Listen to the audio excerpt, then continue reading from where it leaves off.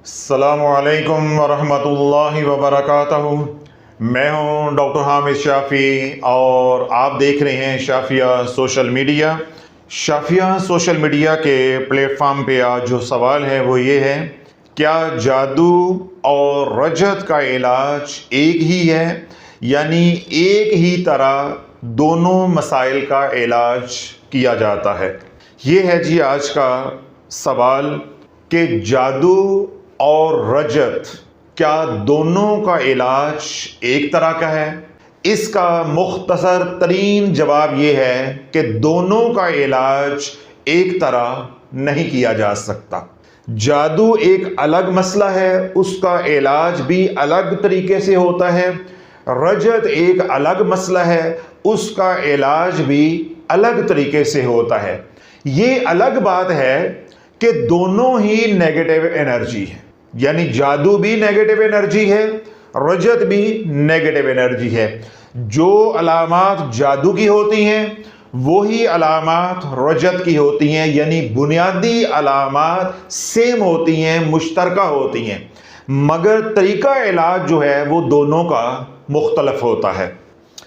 अगर आप रजत का इलाज वैसे ही करेंगे या करवाएंगे जैसे जादू का इलाज किया जाता है, आमिल के सामने या मद्देनज़र वो बुनियादी चार अलामात हैं, वो उन्हीं चार अलामात को, यानी माली बंदिश, माली तंगदस्ती, घर में लड़ाई झगड़े, बीमारियां और हर काम में रुकावट, अगर इन चार अलामात को आप खुद या आमिल मद्देनजर रखकर वही पढ़ाई करता है या वही तरीका इलाज इस्तेमाल करता है जो जादू के लिए किया जाता है रजत के मरीज के लिए, तो रजत के मरीज को नफे की बजाय मजीद नुकसान होना शुरू हो जाएगा। दो तीन बुनियादी बातें हैं, उनकी मैं वजाहत कर देता हूं, तो इंशाल्लाह इस सवाल का जवाब शाफी और काफी आपको मिल जाएगा। अमूमी तौर पे जादू का इलाज जलाली अमाल से किया जाता है, जबकि जमाली अमाल से भी जादू का कामयाब इलाज हो जाता है। मिसाल के तौर पे जादू का कामयाब इलाज दुरूद इब्राहिम से हो जाता है। अगर कोई करने वाला हो या कोई रहनुमाई करने वाला हो या कोई आमिल हो दुरूद इब्राहिम का, वो खुद आपका इलाज कर रहा है, तो वो दुरूद इब्राहिम से भी 100%, 99% नहीं, 100% आपका कामयाब इलाज कर सकता है। किसी और अमल की जरूरत नहीं है, बशर्ते कि वो दुरूद इब्राहिम का आमिल हो, उसके पास तसर्रुफ हो, उसके पास तासीर हो, यानी उसके पास दुरूद इब्राहिम की हेलिंग एनर्जी मौजूद हो, तो वो कामयाब इलाज कर सकता है। मगर अमलियात की दुनिया में जमाली आमाल से जादू का इलाज अमूमन नहीं किया जाता। उसकी बुनियादी वजह यह है कि मरीज चाहता है मैं जल्द अज जल्द इस मुसीबत से निकल जाऊं, तो जमाली अमाल से जल्द अज जल्द रिजल्ट नहीं मिलता। यह है बुनियादी बात जिस वजह से आमलीन हजरात जादू का इलाज जलाली अमाल से करते हैं। जलाली अमाल का ये होता है कि जूं आप पढ़ते जाएंगे एनर्जी जनरेट होती जाएगी, आपके मसाइल तेजी से हल होते जाते। वो अलग बात है कि जलाली अमाल से इलाज करने की वजह से नुकसानात भी उतने ज्यादा होते हैं अगर एहतियात ना की जाए, प्रोटोकॉल को पूरा ना किया जाए या लवाजमात का ख्याल ना रखा जाए। इसके बावजूद मरीज की डिमांड या मरीज की ख्वाहिश भी ये होती है, अब किसी की बेटी का रिश्ता नहीं हो रहा, वो 2 साल इंतजार नहीं कर सकता। इस तरह कोई माली बंदिश का शिकार हो गया है, वो 6 महीने साल इंतजार नहीं कर सकता। इसी तरह कोई बिस्तर पे पड़ा हुआ है तो वो साल 6 महीने इंतजार नहीं कर सकता।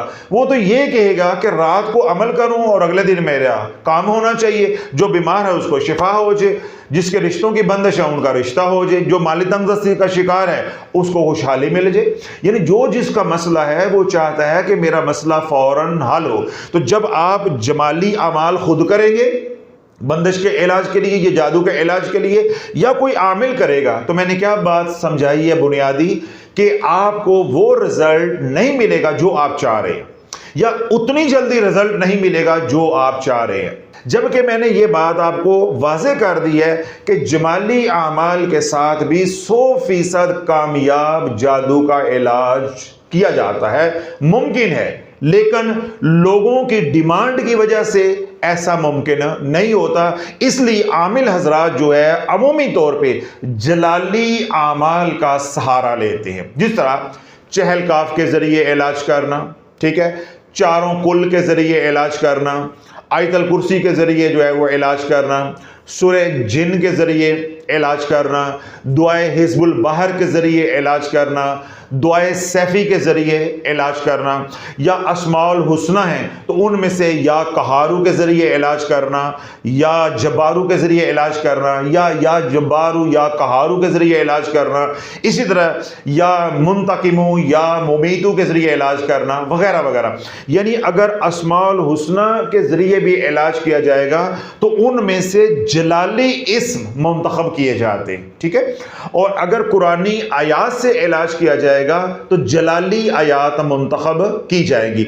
अगर कुरानी सूरतों के जरिए इलाज किया जाएगा तो वो भी जलाली मुंतखब की जाएगी। इसी तरह दुआएं हैं, जिस तरह मैंने मिसाल दी, हिज़्बुल बहर है, दुआए सैफ़ी है। अब ये वो दुआएं हैं जो जलाली हैं। तो ये तमाम मिसालें जो मैंने दी हैं या तमाम जो मैंने आमाल आपके सामने रखे हैं, ये तमाम के तमाम क्या हैं? जलाली हैं। ये अमूमी तौर पे जादू के इलाज के लिए इस्तेमाल होते हैं और कामयाब इलाज होता है, आपको फौरन रिजल्ट मिलना शुरू हो जाता है। जब आप इन्हीं आमाल के जरिए रजत का इलाज करेंगे, अगर वो मरीज 70% बर्बाद हुआ है तो आप उसको इलाज के जरिए 100% बर्बाद करके रख दोगे। जो जो अमल आप करते जाओगे उसकी रजत बढ़ती जाएगी। मिसाल के तौर पे एक रजत का मरीज, कोई नलायक जाहिल उसको लगा देता है हिज़्बुल बहर पढ़, जो कि हो रहा है, कोई उसको लगा देता है दुआए सैफ़ी पढ़, जो कि हो रहा है, तो उसकी रजत और बढ़ती जाएगी। जो जो अमल वो करता जाएगा वो बैकफायर होता जाएगा। बुनियादी बात जो आपने समझनी है या ज़हन में रखनी है वो ये, जहां सिर्फ जादू होगा, चाहे आप जमाली अमाल का सहारा ले या आप जलाली अमाल के जरिए इलाज करें, जोन सा भी अमल आप पढ़ेंगे या करेंगे उस मरीज के ऊपर वो मुअस्सर होता जाएगा अल्लाह के हुक्म से, और उसको शिफा होती जाएगी, अफाका होता जाएगा। रजत का मसला ये होता है कि इसके ऊपर कोई भी वजीफा असर नहीं करता, बल्कि सेटबैक आता है, बैकफायर हो जाता है। मरीज पहले ही रजत का शिकार है, अल्लाह ना करे आपने उसको हिज़्बुल बहर पे लगा दिया या खुद हिज़्बुल बहर पढ़कर उसके ऊपर दम करना शुरू कर दिया, तो अब हिज़्बुल बहर की रजत भी उसके ऊपर पड़ जाएगी। इसी तरह किसी ने उसको दुआए सैफ़ी पे लगा दिया, हामीम ला युनसरून पे लगा दिया, आयत करीमा पे लगा दिया, या कोई और जलाली अमल था, इस्म था, उस पे लगा दिया। जो जो वो करता जाएगा, जो जो जलाली अमल पढ़ता जाएगा, उसकी रजत भी पढ़ती जाएगी। और अगली बात जो सबसे अहम है, जो आपने ज़हन में रखनी, जब आपका तरीका इलाज वही होगा रजत के मरीजों के लिए जो जादू के मरीजों के लिए आप अख्तियार करते हैं, 72 घंटे के अंदर अंदर इतने नुकसानात होंगे कि वो मरीज बर्दाश्त नहीं कर पाएगा। और यह भी मुमकिन है कि मरीज ही जान से गुजर जाए, यह भी मुमकिन, या उसको कोई ऐसा नुकसान पहुंच जाए बदनी कि वो ला इलाज मर्ज में मुब्तला हो जाए, ज़हनी तवाज़न खो बैठे, ब्रेन हेमरेज हो जाए उसको, फालज हो जाए उसको, या जिसका सबसे ज्यादा इम्कान होता है वो कि उसका हादसा हो जाए। और अगर उस मरीज को नुकसान नहीं पहुंचेगा तो उसके लवाहकीन को नुकसान पहुंचेगा। घर में आग लग जाएगी जिसका बहुत ज्यादा इम्कान है, कभी इम्कान है हादसे का और घर में आग लगने का।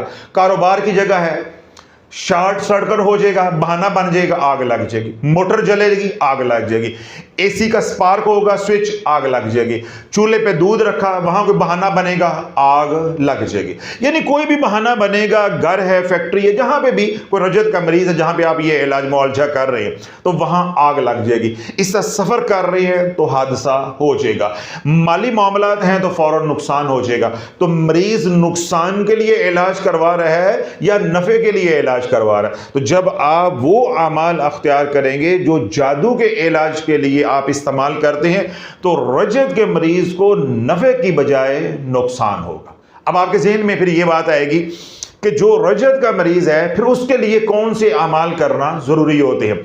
जो रजत का मरीज है उसका इलाज बहुत मुनफरद तरीके से होता है, और रजत के इलाज के लिए जो मुआलिज है यानी आमिल है उसको पूरी दस्तरस हासिल होनी चाहिए, पूरा उसका अबूर हो, और वो डंडे वाला करनी वाला आमिल हो या कोई पीरे कामिल हो, तब इलाज होगा।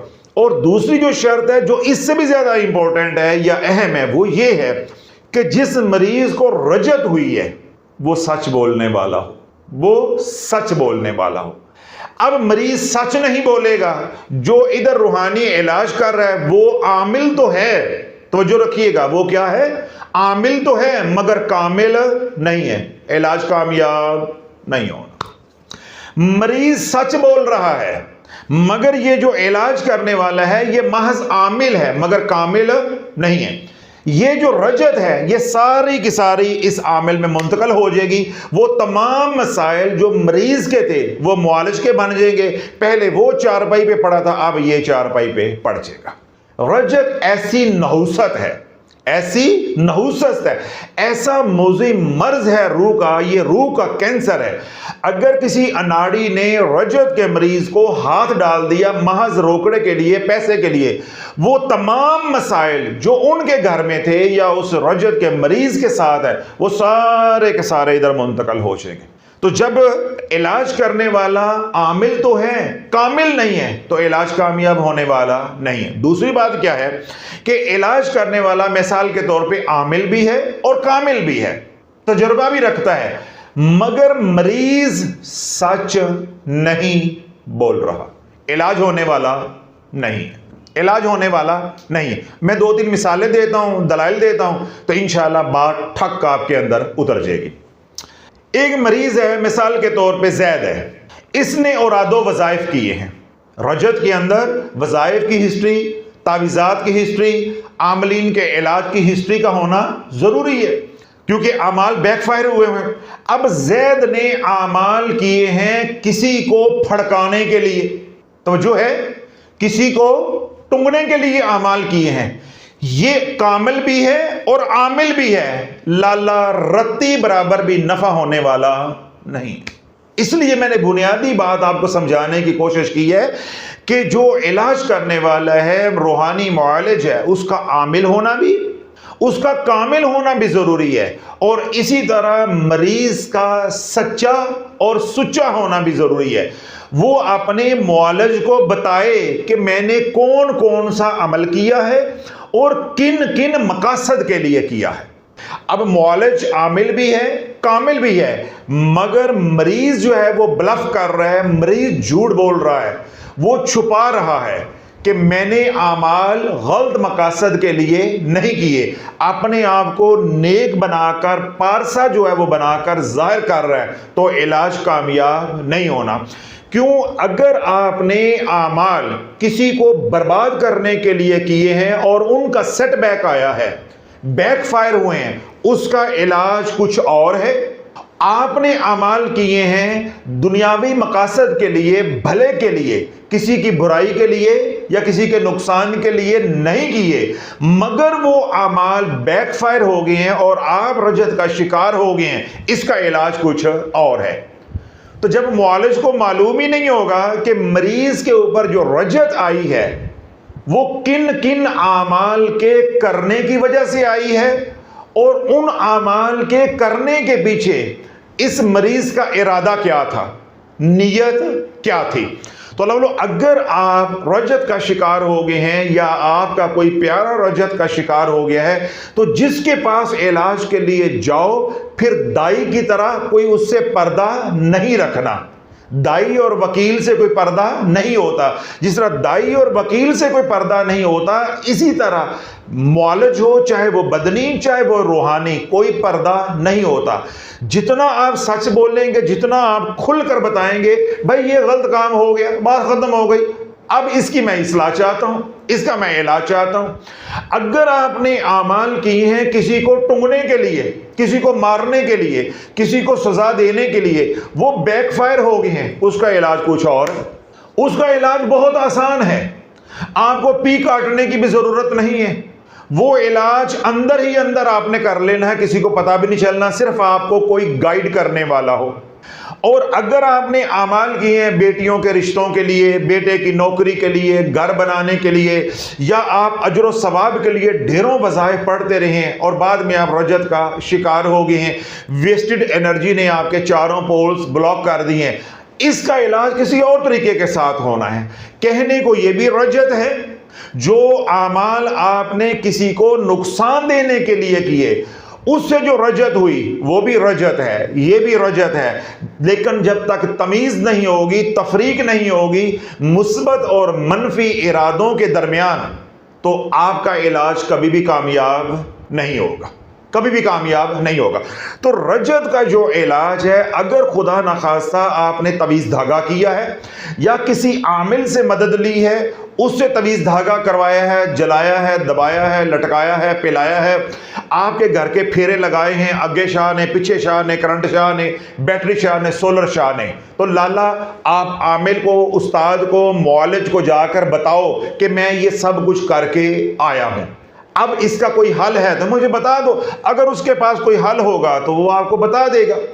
अगर तो आपने ये सब कुछ किया है, आप इलाज करवा के राजी हैं और मुआलिज आपका इलाज करके राजी है, तो आपका इलाज होगा ए अल्लाह मेरी तौबा। आपका इलाज होगा अस्तगफिरुल्लाह रब्बी मिन कुल्ली ज़म्बिन व अतूबु इलैह। इस दुआ के जरिए आपका इलाज होगा और साथ होगा दुरूदे मग़फ़िरत। कौन सा सीगा होगा? दुरूदे मग़फ़िरत। यानी ये दो आमाल होंगे जिससे आपका मौलिद जो है वो आपका इलाज करेगा। जितना आप इस्तग़फ़ार की कसरत करेंगे उतना नफ़ा होता जाएगा, जितना आप दुरूद पाक की कसरत करेंगे नफ़ा होता जाएगा। दूसरा जो काम आपने बुनियादी करना होगा वो ये कि जिन लोगों के हकूक़ सल्ब किए हैं, जिन लोगों को पढ़ाइयों के ज़रिए नुकसान पहुंचाया है, जब तक आप उनके पाँव पकड़ के माफ़ी नहीं मांगोगे, समझ गए हो ना, इलाज होने वाला नहीं है। मेरे पास आओ, इनके पास जाओ, उनके पास जाओ, लाला ये सिर्फ फेरे हैं, दिल की तसल्ली है या दिल की तसल्ली के लिए ये काफ़ी है, बाकी शिफा मिलने वाली नहीं। क्यों? ये मामला है हकूकुल इबाद का। जब तक वो लोग जिनको आपने तवीज़ धागे के ज़रिए और आदो वज़ाइफ के ज़रिए नुकसान पहुंचाया है, उस नुकसान का अजाला नहीं करोगे या उनसे माफ़ी तलाफ़ी नहीं करोगे, किसी भी अमल से नफ़ा नहीं होगा, चाहे वो आपका रूहानी मौलिज करे तो चाहे आप खुद करें। यह है बुनियादी बात। अगर आपने कोई ऐसी हैंकी फैंकी नहीं की, आपने आमाल किए हैं शौकिया अजर और सवाब के लिए, कभी कुछ पढ़ लिया, कभी कुछ पढ़ लिया, या आपने आमाल किए हैं अपनी औलाद के लिए, ठीक है, किसी का नुकसान आपका मकसूद और मतलूब नहीं था। अब जो आपका इलाज होगा वो होगा इस्मे आज़म के ज़रिए, अस्माउल हुस्ना के ज़रिए। अब इस्मे पाक जो है वो अमूमी तौर पे इस काम के लिए जो इस्तेमाल किया जाता है वो है या रहमान या रहीम, या अल्लाह या सलाम, ठीक है, या हफीज़ या सलाम, या अल्लाह या शाफियु, ठीक है, इस तरह या अल्लाह या हाफिज़ु, या हन्नानु या मन्नानु, या हमीदु या मजीदु, ये वाले अस्माउल हुस्ना जो है, या बिस्मिल्लाहिर्रहमानिर्रहीम, या बिस्मिल्लाहि अल्लाहु अकबर, या बिस्मिल्लाहि अस्तगफिरुल्लाह, या बिस्मिल्लाहिल अज़ीम अस्तगफिरुल्लाह, ये तमाम जो इसमें आज़म हैं ये इस्तेमाल किए जाते हैं। इसी तरह या हय्यु या कय्यूम बिरहमती का अस्तगीस, ये तमाम इसमें आज़म इस्तेमाल किए जाएंगे आपके इलाज के लिए। और साथ होगा दुरूद पाक का एक छोटा सीगा जो आपका मुआलिज बेहतर जाने वो आपको जो है वो तजवीज़ कर देगा, और साथ दुरूद इब्राहीम होगा इन आमाल की एनर्जी को महफूज करने के लिए, ताकि इन आमाल की जो एनर्जी जनरेट हो वो मेरे ओरा के अंदर अंदर रहे, बाहर किसी को नुकसान ना पहुंचाए और मुझे नफ़ा पहुंचाए। तो आपको क्या करना पड़ेगा? हसार, आपको क्या करना पड़ेगा? 1000। फिर इसके साथ सदकात होंगे, वो आपका मुआलज आपको बताएगा।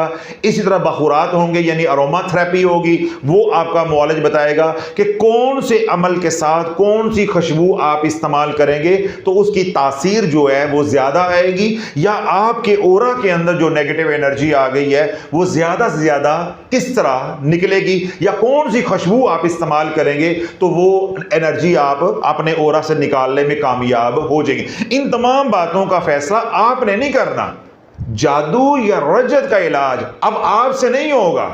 अगर आप ये समझें कि मैं एक आध बयान सुनकर, रसाला पढ़ के, किताब पढ़कर या टिकटॉक से देख के अपना इलाज कर लूंगा, तो लाला ये केस और पेचीदा हो जाएगा, और पेचीदा हो जाएगा। तो इसलिए मैं अमूमी जवाब दे रहा हूं ताकि जो मौलजीन हैं उनको भी कोई रहनुमाई मिल जाए और आपको भी मालूमात मिल जाए कि अगर हमने अपना रजत का इलाज करवाना है तो हमने अपने मौलज के पास जाके सच बोलना है कि मैंने ये वजीफे किए हैं और इन मकासद के लिए किए हैं। मैंने आधे जो है टुंगने के लिए किए हैं और आधे भले के लिए किए हैं, या मैंने 100% अपने या किसी के भले के लिए किए हैं, मगर मुझे शरायत का इल्म नहीं था और मेरे साथ ये मसाइल हैं। अब बाकी मामला है मौलज का, वो तशखीस करेगा कि ये रजत किस तरह की है। तो अगली बात मैंने वाज़ेह कर दी है मरीजों के लिए भी, मौलजीन के लिए भी, कि रजत का इलाज अमूमी तौर पे जमाली आमाल से होता है। अगर आप रजत का इलाज जलाली आमाल से करेंगे तो मौलज को भी नुकसान पहुंचने का अंदेशा है, मगर मरीज लीरो लीर हो जाएगा, उसका खानदान भी लीरो लीर हो जाएगा, वो तो बेचारा पहले ही मरा हुआ है।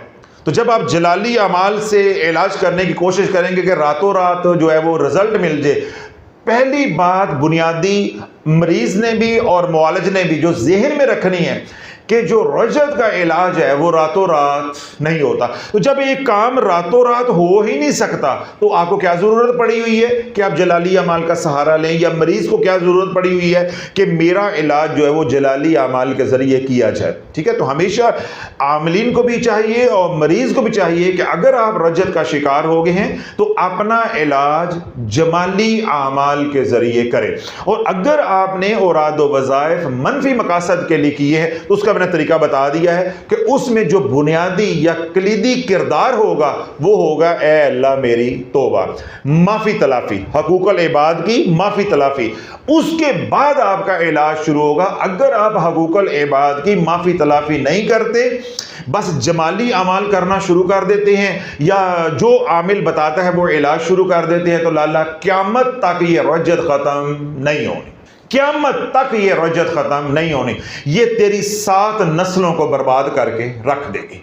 आज माफी मांग ले, थोड़ा सा कद छोटा हो जाएगा, लेकिन जो माफी मांगता है अल्लाह कभी भी उसका कद छोटा होने नहीं देता, बल्कि अल्लाह उसका कद बढ़ा देता, अल्लाह उसकी इज्जत को बढ़ा देता है।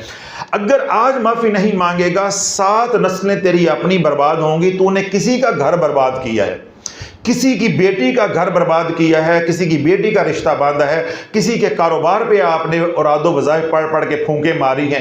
इसी तरह कोई आपको रिश्ता नहीं देना चाहता था, आपने वजीफे पढ़ पढ़ के उनको हिप्नोटाइज करके उनकी बच्ची को अपने घर में लाए हैं और बाद में उसको बसाया नहीं, तलाक दे के फारग कर दिया। लाला वजीफों से कोई शय नहीं मिलनी।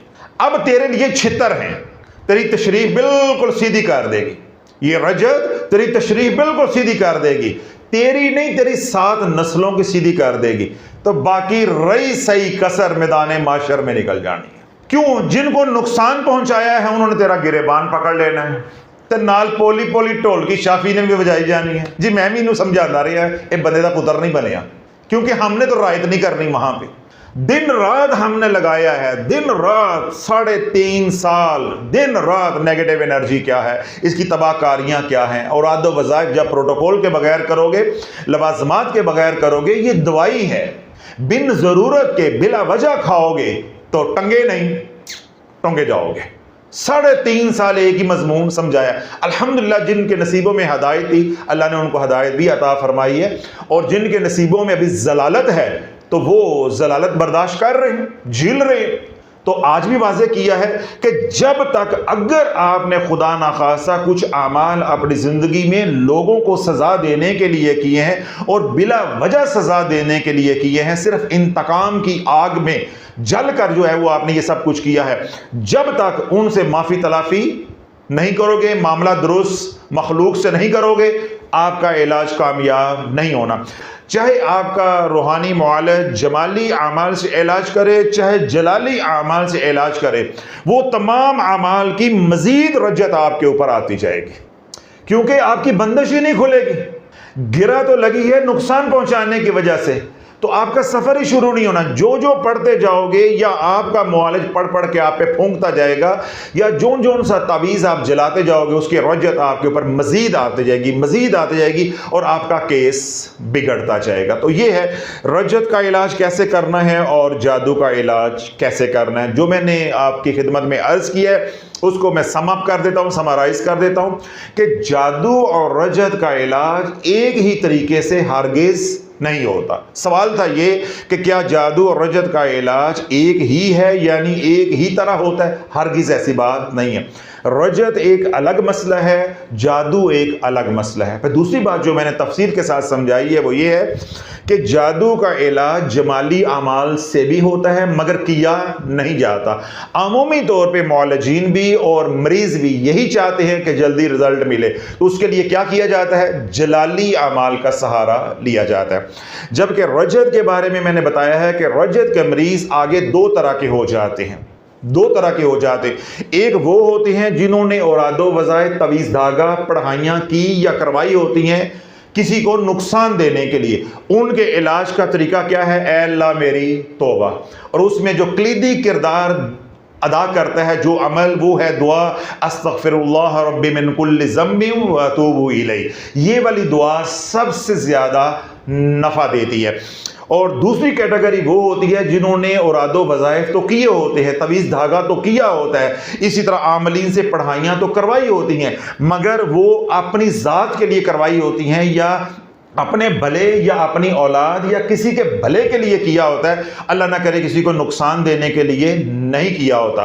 तो उनका इलाज भी मैंने बता दिया है कि उनका इलाज होगा इस्मे आज़म से, उनका इलाज होगा इस्मे आज़म से, उनका इलाज होगा दुरूद मग़फ़िरत से, और कुछ तादाद होगी दुरूद इब्राहीम की। और इस एनर्जी को महदूद करने के लिए अपने ओरा के अंदर हसार पढ़ना पड़ेगा, यानी हसार भी करना पड़ेगा। अब हसार कौन सा करना है, इस्मे आज़म कौन सा पढ़ना है, दुरूद पाक कितनी तादाद में पढ़ना है, ये सारी बातें कौन बताएगा? रूहानी मौलज बताएगा, जिसने तशखीस की होगी कि आया आप जादू के मरीज़ हैं या रजत के मरीज़ हैं। तो वो फिर इन बातों का फैसला करेगा कि किस इस्मे आज़म से इस मरीज़ को नफ़ा हो सकता है और कितनी तादाद में पढ़ना है। और अगर रजत है तो रजत की नौइयत क्या है, ये रजत अभी इब्तदाई मरहल पे है या बहुत पुरानी हो गई है। ठीक है, इन तमाम बातों का फैसला मैंने या आपने नहीं कर लेना, इन तमाम बातों का फैसला किसने करना है? रूहानी मौलज ने। फिर वो आपकी जो मर्ज है उसकी नौइयत के मुताबिक आमाल बताएगा, फिर उनकी तादाद का तयन करेगा, फिर उसके साथ आपको सदकात बताएगा कि कौन कौन सा सदका देना है और किस किस घड़ी में देना है, और साथ आपको बखूरात यानी अरोमा थेरेपी बताएगा। तो ये थी बुनियादी बातें जो मैंने समअप कर दी हैं। हमेशा ये बात याद रखनी है कि जादू का इलाज किसी और तरीके से होता है और जो रजत का इलाज है वो किसी और तरीके से होता है। तो ये था जी आज का सवाल और उसका जवाब। जियोंदे रहो ते बसते रहो। अल्लाह रब्बुल इज़्ज़त दुनिया भर में आपस में जो लोग सुन रहे हैं, अल्लाह आप सबको खुश रखे, आबाद रखे और सलामती वाली, खैर वाली, ईमान वाली अल्लाह ज़िंदगी अता फ़रमाए। दुनिया भर में वो लोग जो परेशान हाल हैं, अल्लाह सब की परेशानियों को दूर अता फ़रमाए। अगर आप अपना कोई इलाज मुआलजा कर रहे हैं या अपने किसी प्यारे का इलाज मुआलजा खुद कर रहे हैं या किसी आमिल से करवा रहे हैं और आपको कोई रुकावट आ रही है, या इसी तरह कोई आप औरादो वज़ाइफ कर रही है, आपको रहनुमाई चाहिए, या आप रूहानियात के मुसाफिर हैं या तसव्वुफ़ के मुसाफिर हैं, कोई इश्काल है, कोई सवाल है, तो आप हमारी पेड ऑनलाइन सर्विस से जब चाहें, जिस वक्त चाहे, 24 घंटे दुनिया भर से आप इस्तेफादा कर सकते हैं।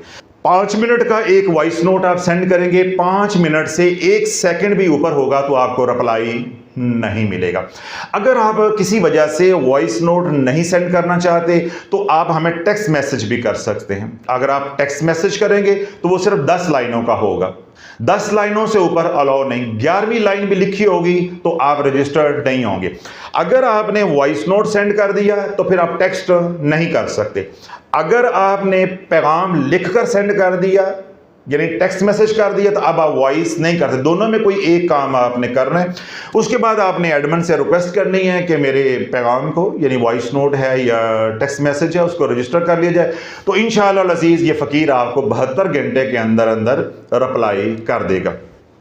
अगर आपका मसला होगा इज्तिमाई नौइयत का, जिस तरह आज के सवालात हैं, तो आपकी इजाज़त के साथ हम उसको वीलॉग का हिस्सा बना देंगे अगर आप इजाज़त देंगे तो।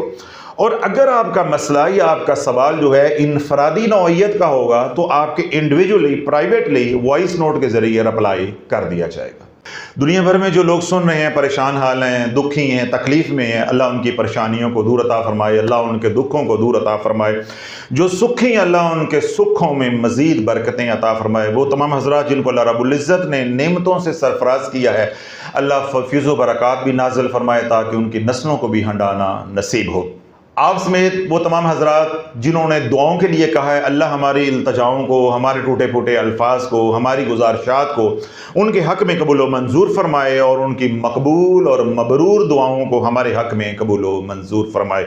दुनिया भर में वो लोग जो बीमार हैं, रूहानी मरीज़ हैं या बदनी मरीज़ हैं, घरों में हैं या अस्पतालों में हैं, बच्चे हैं, बूढ़े हैं, शहरी हैं या देहाती हैं, अरबी हैं या अजमी हैं, अल्लाह सब को सेहत वाली, सलामती वाली, खैर वाली, बरकत वाली हयाती अता फरमाए। दुनिया भर से वो लोग जो शाफिया सोशल मीडिया के साथ जुड़े हैं, हमारे मुतल्लकीन हैं, मुहिब्बीन हैं, मुखलिसीन हैं, या वो तमाम हज़रात जो सिलसिला अलिया कादरिया शाफिया में मुरीद हैं या खानका दारुल शिफा के साथ जुड़े हैं, या दुनिया भर से वो लोग जो शाफिया रूहानी सेंटर इंटरनेशनल पर अपने रूहानी इलाज मुआलजे के लिए आते हैं, अल्लाह सब की जान की, माल की, औलाद की, ईमान की, इज़्ज़त की हिफाजत फरमाए। दुनिया भर से वो लोग जो हमारे से अकीदत रखते हैं, मोहब्बत करते हैं, अपने मकाम पर रहते हुए दावत व तबलीग का काम कर रहे हैं या शाफी की फ़िक्र को। अब एक मरीज़ है, उसके सर दर्द हो रही है तो पेनाडोल सर दर्द का इलाज नहीं है। You try to understand, Panadol सर दर्द का इलाज नहीं है। सर दर्द क्यों हो रही है, क्यों का इलाज करना पड़ेगा। आपको सर दर्द जो है वो डिहाइड्रेशन की वजह से हो रही है। जिस तरह मैं आप बोल रहा हूं, मेरा पसीना निकल रहा है, मेरे अंदर पानी की क्या हो रही है, कमी। अगर मैं पानी नहीं पीऊंगा तो बयान के बाद मेरा सर दर्द होना शुरू हो जाएगा। अब मेरे सर दर्द का इलाज पेनाडोल है या पानी है। इसी तरह किसी के सर में दर्द हो रहा है, उसके सर के अंदर रसोली है, ट्यूमर है, तो उसका इलाज पेनाडोल है या ट्यूमर का इलाज करवाना है। इस तरह किसी के सर में दर्द हो रहा है, उसका ब्लड प्रेशर शूट किया हुआ है, तो उसका इलाज पेनाडोल है या ब्लड प्रेशर का इलाज करवाना है। तो इसलिए मैंने ये बात आपको समझाई है कि पेनाडोल सर दर्द का इलाज नहीं है, मगर हम सर दर्द के लिए पेनाडोल अक्सर इस्तेमाल करते हैं ताकि वक्ती तौर पे थोड़ा सा रिलीफ मिल जाए, बाद में इलाज करवा लेंगे। तो अल्लाह ये जो अमलियात में नक्श दिया जाता है, डोरी दी जाती है या कोई कागज दिया जाता है या कोई कपड़ा दिया जाता है या गले में कोई चीज बना के डाली जाती है या लिख कर दी जाती है, इसका मकसूद और मतलूब सिर्फ इतना होता है कि मरीज उस कैफियत से, इमरजेंसी से निकल आए, इमरजेंसी से निकल आए। ये लाइफ टाइम नहीं होता। लेकिन हमारे यहां क्योंकि जहालत बहुत है, सिखाने और सीखने वाला कोई काम नहीं है, तहकीक के दरवाजे अल्हम्दुलिल्लाह हमने बंद किए हुए हैं, तो एक बार अगर हमने तावीज़ पहन लिया तो हम नफ्सियाती तौर पे तावीज़ के, नक्श के, डोरी के, हसार के इतने गुलाम हो जाते हैं ज़हनी तौर पे कि अगर ये उतार दिया तो मैं मर जाऊंगा, मैं मर जाऊंगा। भाई मैंने शुरू में यह कहा है कि ये किन किन लोगों को पहनना जरूरी है। पहले सवाल का जवाब देते हुए मैंने वजाहत की है, जब आप खुद एनर्जी जनरेट करने के काबिल होगे, खुद आमाल करने के काबिल होगे, तो अब आपको हसार की, नक्श की, तावीज की जरूरत नहीं है। हमारी शरीयत क्या बताती है, या अल्लाह के नबी अलैहिस्सलातु वस्सलाम ने ये आमाल किन के लिए किए? मजनू लोगों के लिए और मासूम बच्चों के लिए जो खुद कर नहीं सकते। अब एक बड़ा आदमी है, वो बीमार था, बिस्तर पे पड़ा था, हालत गैर थी, जब वो होश में आ गया, अल्लाह ने थोड़ी सी सेहत दे दी, अब वो अमाल खुद करे। अब इन चीजों की जरूरत नहीं है। और अगर आप इनको पहने रखोगे तो मैंने क्या कहा कि आप ज़हनी मरीज बन जाओगे, ज़हनी गुलाम बन जाओगे, आप नफ्सियाती मरीज बन जाओगे। आपका तकिया, आपका भरोसा, आपका ईमान, आपका यकीन इस डोरी के ऊपर, इस तावीज के ऊपर, इस हसार के ऊपर इतना बन जाएगा कि जो ही उतारोगे तो सब कुछ गड़बड़ होना शुरू हो जाएगा। जब आपका ये यकीन बन जाएगा, फिर वाकई जब उतारोगे तो सब कुछ गड़बड़ होना शुरू हो जाएगा। तो इसलिए ये बात भी मैंने समझाने की कोशिश की है कि ये जो खिजरी हसार है, डोरी है, तावीज़ है, या कोई नक्श है, या कोई कड़ी है, जो चीज़ भी किसी ने दी है आपको, ये वक्ती होती है, टाइमली होती है, या फिर माजूर लोगों के लिए लाइफ टाइम होती है, उनको इजाज़त है। अब एक मासूम बच्चा है, 2, 3, 4 साल का बच्चा, रोता बहुत ज़्यादा है, ठीक है, तो उसके लिए क्या है कि जब तक बच्चा 6-7 साल का नहीं हो जाता, यानी वो आमाल करने के काबिल नहीं हो जाता, वो डोरी इस्तेमाल करे। कोई नक्श है तो वो इस्तेमाल करे, ठीक है। इस तरह किसी ने कोई कपड़ा दिया हुआ है तो कपड़ा जहां भी बांधना है वो बांध कर रखे, क्योंकि बच्चा तो माजूर है। या फिर उसकी मां ड्यूटी करे, बाप ड्यूटी करे, उसका कोई अटेंडेंट ड्यूटी करे।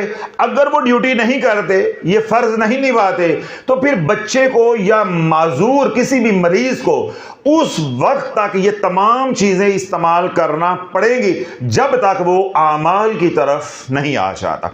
आपने हसार पहना, आप इमरजेंसी से निकल गए, तकलीफ से निकल गए, अल्लाह ने आमाल वाली जिंदगी दे दी, रज्जत थी तो उसका इलाज हो गया, जादू था तो उसकी काट हो गई, मिर्गी था तो उसका इलाज हो गया, या कोई और मसला था नेगेटिव एनर्जी की वजह से उसका इलाज हो गया। अब आपको इस हसार की जरूरत नहीं है। जब तक आप कमी महसूस करें, आप इस्तेमाल कर सकते हैं। तो मैंने यह भी वजाहत करने की कोशिश की है, आपकी इस्लाह, आपकी तरबियत करने की कोशिश की है कि हमने आपको तावीज़ों का, हसार का गुलाम नहीं बनाना, हमने हुजूर का गुलाम बनाना है, हुजूर का गुलाम बनाना है। इसलिए तो देखो, मैंने छुपाने की बजाय आपको बता दिया है कि खिजरी हसार कैसे बनता है, खिजरी हसार कैसे बनता है, उसको एनर्जाइज कैसे करते हैं, कौन कौन से आमाल हैं। मैंने तरीका क्यों सिखाया है कि मैं ये चाहता हूं कि आप खुद ये आमाल करें, मेरे दर के गुलाम नहीं बने, हुजूर के दर के गुलाम बने। तो ये मैंने तफसीलन वजाहत भी कर दी है और आपको तरीका भी समझा दिया है, और ये समझाने की कोशिश भी मैंने की है कि खिजरी हसार को रोज़ाना दम करना क्यों ज़रूरी है। ये उनका बुनियादी सवाल था। इस सवाल के तवस्सुल से कई बातें मैंने इस वजाहत के दौरान जो है वो अर्ज़ कर दी हैं कि कहाँ कहाँ इसको इस्तेमाल किया जा सकता है, कैसे कैसे इसको एनर्जाइज करना है, और अगर हम एनर्जाइज करते हैं तो क्यों करते हैं, और कब तक हमने इन हसार को इस्तेमाल करना है। तो इन तमाम सवालों के जवाब भी मैंने इस सवाल के तवस्सुल से, इस सवाल की बरकत से आपको दे दिए। तो अल्लाह रब्बुल इज़्ज़त हमारी इस मेहनत को, कोशिश को अपनी बारगाह समदियत में कबूल व मंजूर फरमाए। यह था जी दूसरा सवाल और उसका जवाब। शाफिया सोशल मीडिया के प्लेटफॉर्म पे आज जो तीसरा सवाल है खिजरी हसार के हवाले से, वो ये है कि खिजरी हसार को कितने अरसे के लिए इस्तेमाल किया जा सकता है। अगर आपने दूसरे सवाल का जवाब तवज्जो के साथ सुना है तो काफ़ी हद तक मैंने वजाहत जो है दूसरे सवाल का जवाब देते हुए भी कर दी है। 2-3 बुनियादी बातें हैं, वो आप समझ लें तो इंशाल्लाह आपका कॉन्सेप्ट जो है वो क्लियर हो जाएगा, या आपको शाफी जवाब मिल जाएगा कि खिजरी हसार को कितने अरसे के लिए इस्तेमाल किया जा सकता है। अगर आप नेगेटिव एनर्जी से मुतासिर हैं, जादू से मुतासिर हैं, रजत के मरीज आप हैं, काली नज़र से आप मुतासिर हो गए, इसी तरह खुदा न खास्ता आप या आपका कोई प्यारा मिर्गी का मरीज़ है, डिप्रेशन का मरीज़ है, हाइपरटेंसिव है, या इसी तरह असेब का मरीज़ है यानी जन्नाती मरीज़ है, हाज़री होती है, या अल्लाह ना करे आपके घर में कोई ज़हनी मरीज़ है यानी पागल है, मजनू है, अब इन तमाम लोगों के लिए खिजरी हसार कब तक इस्तेमाल करना है, यह पर्सन टू पर्सन वेरी करता है। मैं कोई हार्ड एंड फास्ट रूल नहीं आपको दे सकता कि आपने ये हसार 15 दिन के लिए इस्तेमाल करना है, महीने के लिए इस्तेमाल करना है या 6 महीने के लिए इस्तेमाल करना है। इसकी जो मुद्दत है, यानी खिजरी हसार पहनने की या इस्तेमाल करने की जो मुद्दत है, उसका इन्हिसार नेगेटिव एनर्जी के लेवल के ऊपर है, जिन्नाती और शैतानी असरात की शिद्दत के ऊपर है। अगर आपका इलाज चल रहा है, यहां से बात तवज्जो के साथ सुननी है, अगर आपका जादू का, रजत का, नेगेटिव एनर्जी का इलाज चल रहा है, डिप्रेशन का इलाज चल रहा है, आप हाइपरटेंसिव में उसका इलाज चल रहा है, आप एपिलेप्टिक पेशेंट हैं, मिर्गी के मरीज हैं, उसका रूहानी इलाज चल रहा है, आपने 72 घंटों के बाद इस हसार को यानी खिजरी हसार को जो गले में डाला है उसको उतार कर जला देना है। अगर आप जला सकते हैं वेल एंड गुड, सहूलत है, वेल एंड गुड। अगर आपके घर में ऐसा माहौल नहीं है, सहूलत नहीं है, आप जला नहीं सकते, आप नाली में फेंक दें, आप फ्लश कर दें, घर के बाहर डस्टबिन है वहां फेंक दें। हाँ, कमरे की डस्टबिन के अंदर या घर की जो प्रेमिसेस है, 4 दीवारी है, उसके अंदर जो डस्टबिन है वहां नहीं फेंक सकते। इसको उतार के कहीं रख दोगे, घर के अंदर फेंक दोगे, अपने बेडरूम के अंदर जो डस्टबिन है उसमें फेंक दोगे, वो नेगेटिव एनर्जी स्कैटर होगी, वो फैलेगी।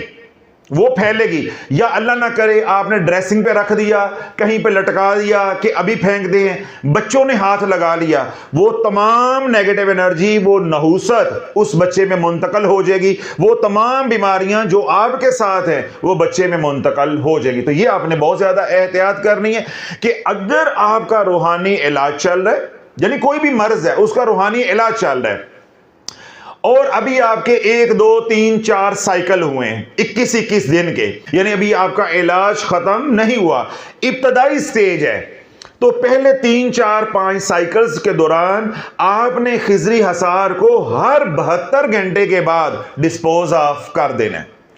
क्यों? उसको आप एनर्जाइज भी करते रहोगे तो उसके अंदर इतनी नेगेटिव एनर्जी आ जाएगी कि वो कोई आपको नफा नहीं देगा। उसको उतार दें, आपका उतारा हो जाएगा, फौरन अगला खिजरी हसार पहन ले। अगर आपका इलाज चल रहा है और साइकिल कौन सा है, पहला, दूसरा, तीसरा, चौथा, 5वां, जब आपका 5वां साइकिल शुरू हो गया या खत्म होने वाला हो गया तो अब आपने गैप को, दुरानिये को 5 दिन कर देना है। शुरू में कितना रखना है, 1 से 5 तक दुरानिया रहेगा, 72 घंटे का या 3 दिन का। जब आपका साइकिल या आपका इलाज चलते चलते 5वें साइकिल पे आ गया, समझ रहे बात, तो फिर आपने 5 दिन के बाद हसार को डिस्पोज ऑफ कर देना है, जला देना है। अब आपका इलाज चलते चलते आ गया 7वें साइकिल पे, तो आपने गैप को, दुरानिये को 7 दिन कर देना है, यानी हर 7 दिन के बाद आप हसार को उतारेंगे और जलाएंगे और नया हसार अपने गले में पहनेंगे। अब ये जो 7 दिन वाला दौरानिया है या गैप है या ये रूटीन है या ये असूल है, ये तब तक चलेगा जब तक आप मुतमिन नहीं हो जाते और मैं आपको फारिग नहीं कर देता। जब आप मुझे ये कह देंगे कि हजरत साहब हमारे मसाइल हल हो गए हैं, मेरे सेहत के मसाइल थे, अब मैं बिल्कुल फिट हूं, मेरे माली मसाइल थे, रूहानी मसाइल थे, फुला मसाइल थे, हमारे सारे मसाइल हल हो गए हैं, अब मैं आपको स्कैन करके देखूंगा कि नेगेटिव एनर्जी आपके पोल्स के अंदर या एनर्जी सेंटर्स के अंदर तो नहीं है। जब मेरी भी तसल्ली हो जाएगी, आपकी भी तसल्ली हो जाएगी, फिर आप अपने घर राजी और हम अपने घर राजी। फिर आप वो मामूली से जो अमाल होंगे वो आपने अमाल करते रहना है और अब आपको खिजरी हसार गले में पहनने की जरूरत नहीं है। जब तक आपका 7वां साइकिल है और उसके बाद जब तक आपका इलाज चल रहा है, चाहे वो महीना चले, 6 महीने चले, 6 साल चले, 10 साल चले, आपने हर 7 दिन के बाद हसार बदलते रहना है। तो ये 3 तरीके बनेंगे, 3 तरतीबें बनेगी, 3 दिन, 5 दिन, 7 दिन। अब आपने फैसला खुद करना है। मुझे तो मालूम नहीं है कि आपका साइकिल कौन सा चल रहा है। अगर आपका साइकिल चल रहा है पहला, दूसरा, तीसरा, चौथा और पांचवा, हर 3 दिन के बाद आपने हसार उतारते जाना है। यूं आपका उतारा भी होता जाएगा और इलाज भी होता जाएगा। जब आपका साइकिल आ जाएगा 5वां, तो फिर आपने गैप कर देना है 5 दिन का, दुरानियां या मुद्दत कर देनी है 5 दिन। जब आपका साइकिल आ जाएगा 7वां, फिर जब तक इलाज चलता है, 6 महीने, साल, 2 साल, 3 साल, जब तक इलाज चलता रहेगा, आपने हर 7 दिन के बाद उस हसार को डिस्पोज ऑफ करते रहना। उसके बाद बिलफर्ज प्रिकॉशनरी मैयर के तौर पे आप हसार इस्तेमाल करते हैं, वो जो आप हसार इस्तेमाल करोगे वो लाइफ टाइम होगा। यानी आप मुकम्मल तौर पे नेगेटिव एनर्जी फ्री होगे, नॉर्मल होगे। तो आज आपने महज हिफ्ज़े मा तकद्दुम के दौर पे आपने अपनी हिफाजत की नीयत से हसार पहन लिया। अब क्योंकि आपके अंदर नेगेटिव एनर्जी नहीं है, तो अमाल भी आप कर रहे हो, अब अमाल से एनर्जाइज भी कर रहे हो, तो आप रूहानी तौर पे भी मजबूत हो। आपके अपने लताइफ, अपने एनर्जी सेंटर्स भी हीलिंग एनर्जी जनरेट कर रहे हैं और अमाल से और बुजुर्गान की तवज्जो से भी फैज मिल रहा है। अब ये जो हसार आपने पहना है, जब तक ये गल नहीं जाता, टूट नहीं जाता, रेजा रेजा नहीं हो जाता, ये एक ही हसार चलता रहेगा। यानी जब तक इसकी शेल्फ लाइफ खत्म नहीं हो जाती, इसकी अपनी जिंदगी खत्म नहीं हो जाती, या अल्लाह ना करे आपकी जिंदगी खत्म नहीं हो जाती, ये चलता रहेगा। यहां पे जो बात आपने समझनी है कि मैं जो आपको कह रहा हूं कि 3 दिन बाद उतारो, 5 दिन बाद उतारो, 7 दिन बाद उतारो, ये मरीजों के लिए है, उनका इलाज चल रहा है, उनका इलाज चल रहा है। जो नॉर्मल लोग हैं, जो महज हिफाजत के लिए पहनना चाहते हैं, उन्होंने अगर एक बार पहन लिया है, वो 21 दिन बाद बदल लें, 2 महीने बाद बदल लें, 6 महीने बाद बदल ले, और ना बदले, जब तक टूट नहीं जाता, गल नहीं जाता, गिर नहीं जाता, बदलने की जरूरत नहीं है। या खुद कब्र में उतर जाते हैं या डोरी गल जाती है, दोनों में कोई एक काम होगा तो हसार से जान छूटेगी। ये मामला कुछ और है, ये नॉर्मल लोगों की बात है। हम किन की बात कर रहे हैं? मरीजों की। हसार अमूमी तौर पे कौन इस्तेमाल कर रहे हैं? मरीज। तो मरीजों के लिए मैंने खुलकर बता दिया है कि 1 से 5 तक 3 दिन, 5 से 7 तक 5 दिन, और 7 से ऑनवर्ड जब तक आपका इलाज मुकम्मल नहीं हो जाता, हर 7 दिन के बाद आपने हसार को बदलते रहना है। ये इलाज का हिस्सा भी है, ये इलाज का हिस्सा भी है जो काली डोरी से आप उतारा करते हैं। अब अगर आपने हर 3 दिन के बाद इसको बदल लिया, या 5 दिन के बाद बदल लिया, या एडवांस स्टेज पे आपका इलाज पहुंचा हुआ है तो आपने 7 दिन के बाद बदल लिया, तो अब आपको काली डोरी से उतारा करने की जरूरत नहीं है, क्योंकि ये डोरी बहुत मोटी होती है। ये डोरी जो फौजियों के बूट होते हैं, उसके जो लेसेस होते हैं, तस्मे होते हैं, ये उन तस्मों के लिए डोरी बनती है। यानी जो लोग बनाकर उनको देते हैं बड़े घर को, उन्हीं से मैन्युफैक्चर करवा के हम आपको दे रहे हैं। ये डोरी बाजार से नहीं मिलती, ये स्पेशल हम मैन्युफैक्चर करवाते हैं, क्योंकि ये मोटी डोरी है, ताकि ये कम से कम 3 दिन की जो नेगेटिव एनर्जी है वो अपने अंदर एब्जॉर्ब कर ले। अगर डोरी ये होगी जो आम मुनियारी की दुकान से मिल रही है, अल्लाह वाला, वो तो अब घंटे के लिए पहनोगे तो नको नक हो जाएगी, वो तो नेगेटिव एनर्जी से सैचुरेट हो जाएगी। तो ये मोटी डोरी 3 दिन की एनर्जी को अपने अंदर एब्जॉर्ब कर लेती है, जज्ब कर लेती है। जब दुरानियां 5 दिन करोगे तो आपके अंदर नेगेटिव एनर्जी भी कम हो चुकी होगी। जब दुरानियां 7 दिन करोगे तो आपके अंदर नेगेटिव एनर्जी भी कम हो चुकी। तो यूं ये 3 दिन के लिए भी चलेगी अल्लाह के हुक्म से, 5 दिन के लिए भी चलेगी और 7 दिन के लिए भी चलेगी। दूसरी कैटेगरी जिधर मैंने आपकी तवज्जो दिलाई है, वो लोग जो नॉर्मल हैं, नॉर्मल लाइफ एंजॉय कर रहे हैं, वो महज नजरे बद से, हसद से, कीने से, दुश्मनी से बचने के लिए या अपनी हिफाजत की नीयत से पहनना चाहते, उन्हें बदलने की कोई जरूरत नहीं है। वो सिर्फ कपड़े बदलेंगे, डोरी बदलने की जरूरत नहीं है। या पहले डोरी कब्र में उतरेगी, जमीन में उतरेगी, तो या पहनने वाला उतरेगा, तभी ये दोस्ती खत्म होनी है, वगरना उन्हें बार बार ये चेंज करने की जरूरत नहीं है। तो ये था तफसीली जवाब तीसरे सवाल का। बाकी जो थोड़ी बहुत बातें रह गई हैं वो मैंने दूसरे सवाल का जवाब देते हुए भी क्लियर की हैं कि खिजरी हसार को रोजाना दम करना क्यों जरूरी है, और इसी तरह पहले सवाल का जवाब देते हुए भी मैंने वाज़ेह किया है कि खिजरी हसार कौन कौन इस्तेमाल कर सकता है। तो ये थे जी आज के 3 सवालात खिजरी हसार के हवाले से। अभी अल्हम्दुलिल्लाह 10-12 सवालात मजीद हैं और ढेरों सवालात ऑनलाइन हमें मौसूल हो रहे हैं। अगर आपके जहन में भी हसार के हवाले से कोई सवाल हो, कोई इश्काल हो, कोई एतराज़ हो, या आप अपना रूहानी इलाज कर रहे हैं, कोई दिक्कत आपको आ रही है, या अमलियात के हवाले से कोई सवाल करना चाहते हैं, या रूहानियत और तसव्वुफ के हवाले से कोई सवाल करना चाहते हैं, तो 24 घंटे जब चाहें, जिस वक्त चाहें, दुनिया में आप कहीं पे भी रहते हैं, तो आप हमारी पेड ऑनलाइन सर्विस से इस्तेफादा कर सकते हैं। एक वॉइस नोट सिर्फ 3 से 5 मिनट उसकी हद है। आप 3 से 5 मिनट का एक वॉइस नोट हमें सेंड करें। अगर 5 मिनट से ऊपर होगा आपको रिप्लाई नहीं मिलेगा। अगर आप किसी वजह से वॉइस नोट नहीं सेंड करना चाहते, आप हमें टेक्स्ट मैसेज कर दें, और टेक्स्ट मैसेज की लिमिट है 10 लाइनें, 10 लाइन्स। 11 लाइनें भी होंगी तो आपको रिप्लाई नहीं मिलेगा। और अगर आप